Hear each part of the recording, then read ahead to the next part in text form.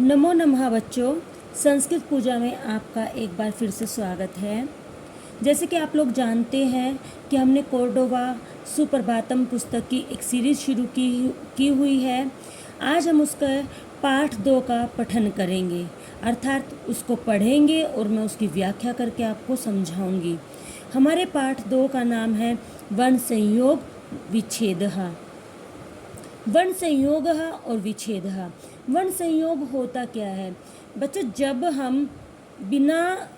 जब हम किन्हीं दो अलग अलग स्वर वर्णों को एक साथ जोड़ते हैं और उनसे एक शब्द निर्माण करते हैं तो वो वर्ण संयोग होता है। और जब हमें कोई शब्द दिया गया हो और हमें उसके छोटे से छोटे टुकड़े करने हों तो उसे वर्ण विच्छेद कहते हैं। जब हम उसको छोटे से छोटे इकाई में तोड़ देते हैं जिसके और आगे छोटे टुकड़े ना हो सके तो वो वर्ण विच्छेद कहलाता है। चलिए अब हम आगे पाठ का पठन शुरू करते हैं। जब दो व्यंजनों को बिना स्वरों की सहायता से जोड़कर एक कर दिया जाता है तो वे संयुक्त व्यंजन कहलाते हैं। यहाँ पर हमारा पहला प्रश्न जो बन रहा है कि संयुक्त व्यंजन किसे कहते हैं, तो बच्चे हम यहीं से ही पढ़ना शुरू करेंगे। जब दो व्यंजनों को बिना स्वर की सहायता के जोड़कर एक कर दिया जाता है तो वह संयुक्त व्यंजन बन जाता है।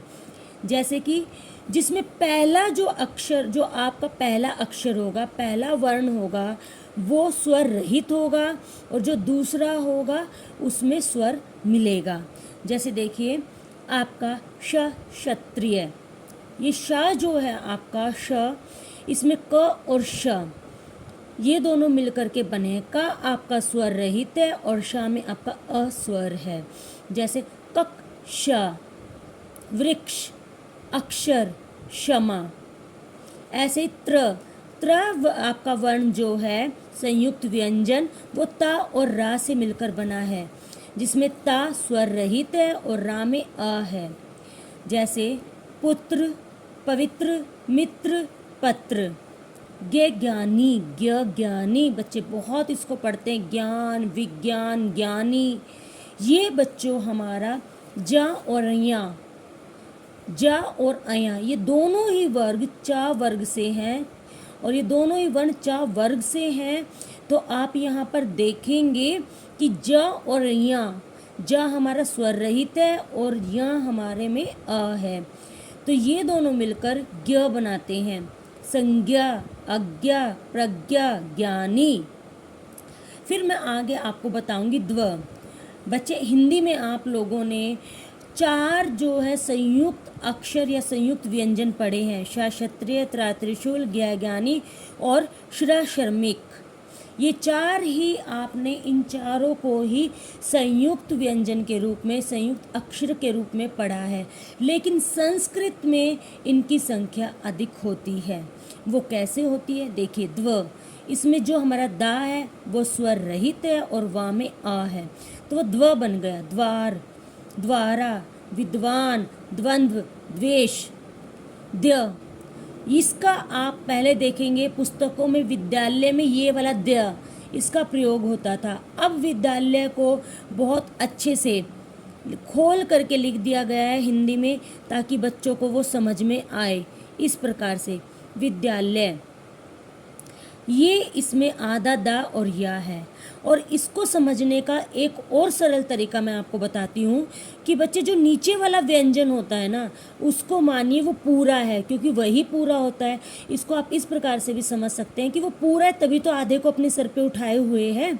अगर उसमें वो खुद आधा होता तो पूरे को सर पे कैसे उठाता। तो आप इस ट्रिक से ये समझ सकते हैं कि जो पहले वाला जो हमें ज़्यादा बड़ा दिखाई देता है ना वो तो आधा होता है और जो कम दिखाई देता है वो पूरा होता है। मैंने यहाँ पर आपको संयुक्त व्यंजन समझाने के लिए 2 ट्रिक बताई हैं। मैं आशा करती हूँ दोनों ही आपको अच्छी लगी होंगी और आपको समझ में आया होगा। इसी प्रकार से कत, क्र, श्र, प्र, ध्य, द्वद, श्री, क्री, ये देखिए ये सारे जो हैं आपके संयुक्त व्यंजन हैं। कत, भक्त, रक्त, शक्ति, युक्ति, क्रोध, क्रूर, क्रम, क्रय, श्रवण, श्रम, विश्राम, श्रद्ध, श्रद्धा, प्रयाग, प्रलय, प्रयोग, प्रमुख, संध्या, अध्यापक, अध्याय, ध्यान, युद्ध, शुद्ध, वृद्ध, क्रुद्ध, श्रृंगार, श्रृंगाल, कृपा, कृपण। आप देखिए इन सारे वर्णों को मैंने आपको पढ़ के सुनाया और मुझे लगता है आपको ये बहुत अच्छे से याद आए हों, समझ में आए होंगे। चलिए आगे अब हम चलते हैं और बढ़ते हैं वर्ण संयोग की तरफ। वर्ण संयोग में बच्चे यहाँ पर आप पढ़ेंगे कि वर्ण संयोग जो है, वर्ण संयोग का अर्थ होता है वर्णों को मिलाकर लिखना। जैसे कि मैं आपको अपने पाठ के नाम में ही ये पूरा क्लियर करके बता चुकी हूँ कि वर्ण संयोग क्या होता है और वर्ण विच्छेद क्या होता है। यहाँ पर हम उस वर्ण संयोग करना सीख रहे हैं। देखिए क, अ, क, श, आ, कक्षा, ये वर्ण संयोग है। हमें अलग अलग छोटे छोटे टुकड़ों में वर्ण दिए गए हैं और इन वर्णों का जब हम संयोग कर रहे हैं, संयोग करके हम एक शब्द बना रहे हैं, तो वो बन रहा है कक्षा। इसको ही कहते हैं वर्ण संयोग। जब हम वर्णों को मिलाकर एक शब्द बनाते हैं तो वर्ण संयोग कहलाता है। वर्णों को आपस में मिलाना वर्ण संयोग कहलाता है। र, अ, म, ह, राम, ह। बच्चे यहाँ पर आप देखिए र है, र में आ है, आ स्वर है और म है और में आपका जो है विसर्ग है, तो ये बन गया राम ह। चलिए हम अपने पाठ को आगे बढ़ाते हैं और आगे हम पढ़ते हैं वर्ण विच्छेद। यहाँ पर अब हम पढ़ेंगे वर्ण विच्छेद के बारे में। वर्ण विच्छेद में बच्चे प्रत्येक शब्द वर्णों से मिलकर बनता है। मैं आपको ये पहले भी बता चुकी हूँ कि प्रत्येक शब्द वर्णों से मिलकर बनता है, इसे वर्ण संयोजन कहते हैं तथा इन वर्णों को अलग अलग करने की प्रक्रिया वर्ण विच्छेद कहलाती है। बच्चों मैं आपको पहले ही बता चुकी हूँ कि जब हमें कोई एक शब्द दिया गया होता है और हम उसको इतने छोटे छोटे टुकड़ों में तोड़ देते हैं, उसका विच्छेद इतने छोटे छोटे टुकड़ों में कर देते हैं कि उसके बाद नहीं हो सकता, वो अपने बिल्कुल मूल रूप में आ जाता है छोटे से। जैसे देखिए बालिका, बा का आगे कोई नहीं विच्छेद हो सकता, इसकी सबसे छोटा रूप है, तो उसी को हम वर्ण विच्छेद कहते हैं। किसी भी दिए गए शब्द के छोटे छोटे टुकड़े कर देना वर्ण विच्छेद कहलाता है। वर्ण विच्छेद करते समय जिस अक्षर पर वह शब्द समाप्त होता है उसे उसी के नाम से जाना जाता है।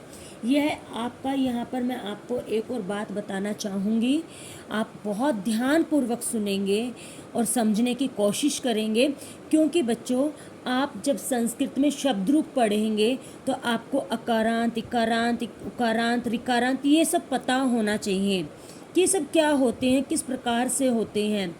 तो देखिए वर्ण विच्छेद करते समय जिस अक्षर पर शब्द समाप्त होता है, जैसे कि यहाँ पर आप देखेंगे राम, राम में रे, अ, में ए, ये ए है, क्योंकि इस माँ को जब हमने तोड़ा इसके छोटे रूप में तो हमारा म और ये ए आया, तो ये आने के बाद ये ए है, तो ये अकारांत पुल्लिंग शब्द हो गया है, ये अकारांत पुल्लिंग शब्द हो गया है।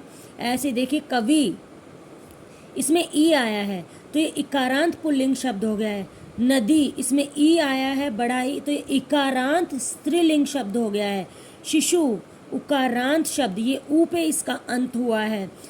अब यहाँ पर कई बच्चे सोच रहे होंगे मैम हमें ऐसे पढ़ना होता तो किताब में से हम खुद भी पढ़ लेते, ये ई, ऊ, ई, ए ये कहाँ से आए। आप देखिए रे में बच्चे आ, ये आ है, इसको हम पूरे स्वर के रूप में लिख देंगे। फिर मैं, और आपको पता है संस्कृत वर्णमाला में सभी वर्ण या ये जो है क, ख, ग, घ, ये सभी वर्ण अर्धमात्रिक होते हैं, यानी कि आधे होते हैं। जब इनका ए के साथ योग होता है, संयोग होता है, तो ये पूरे बनते हैं, जैसा कि मैंने अभी आपको माँ समझाते हुए भी बताया। तो ये ए जब हमने माँ को और छोटे रूप में तोड़ा तो ये ए हमें मिला, और इस शब्द का अंत ए पर हो रहा है तो ये अकारांत है। इसी प्रकार कवि में ई पर इसका अंत हो रहा है तो ये इकारांत है। नदी में बड़ी ई पर हो रहा है तो ये इकारांत हो गया। शिशु में उकारांत हो गया। वधु में बड़ा ऊ तो उकारांत हो गया। मातृ में री पर हो रहा है तो ये ऋकारांत हो गया। अब आप कहेंगे अगर मैम किसी शब्द में कोई ये स्वर आए ही ना, व्यंजन पर वो अंत हो जाए, तो हम क्या करेंगे? बच्चे हमेशा याद रखना, व्यंजन पर अंत होने से शब्द हलंत या व्यंजनांत कहलाएगा। जैसे देखिए भ अ व अ त, भवत। यहाँ पर आप देखेंगे ता में आपके हलंत लगा हुआ है और व्यंजन है, इसमें कोई भी स्वर नहीं है, ये स्वर पर अंत नहीं हो रहा है, तो इसको हम इसलिए या तो हलंतम कहेंगे कि हलंतम है ये, या वे व्यंजनांत है, व्यंजन पर अंत होने वाला हलंतम शब्द है या व्यंजनांत शब्द है। ये आप ध्यान रखेंगे। या तो ये हलंत पर अंत होने वाला हलंतम, जो हलंतम हल पे ख़त्म हो जाता है उसको हलंत पर ख़त्म होता है वो हलंतम शब्द होता है, ठीक है। और व्यंजन पर ख़त्म होता है वो व्यंजनांत होता है, उस पर अंत होने वाला।